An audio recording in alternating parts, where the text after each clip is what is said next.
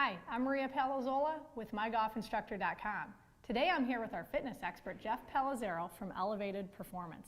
Today we're going to talk about the half kneel hip flexor stretch. So can you walk us through that a little bit and tell us how it's going to help us with our game? Sure.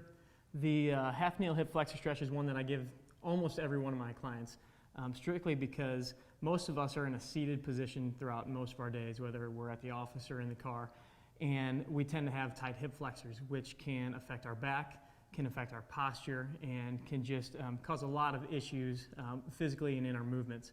So what the hip flexor stretch does is it works on stretching kind of the front of the thigh, the hips, and that muscle actually even goes into your low back. So by doing this, you're just working on creating more flexibility, more movement, which allows for better posture and better stabilization through your swing. Great. Well, can you show us how it's done? Sure. All right, so great explanation on the half kneel hip flexor stretch. So go ahead and give us a demo. All right. So for the half kneel hip flexor stretch, basically you're going to be obviously in a half kneeling position, and the objective is to get a good stretch in the front of the hip where the knee is on the ground.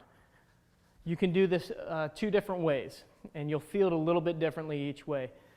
First is just in this position, just rocking everything forward, hips and all, letting your knee go in front of your toes, and you'll kind of feel this somewhere in the hip here. The other way is going to be a little tighter. It's a little harder to do, but it works on kind of your pelvic mobility too. And I'm going to have you try rocking your hips almost as if you were taking your belt buckle and trying to point it up towards the ceiling. So from right here, I'm kind of pointing my belt buckle up, and I'm already feeling that stretch in the front of the hip. And then I'm going to lean forward just a little bit, and that's going to really get more of the hip flexor, even a little bit into my thigh. And I like using this stretch a little bit more for a couple reasons.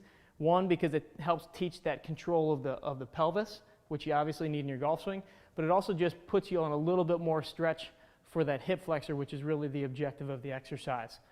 So try it both ways. Neither one's wrong.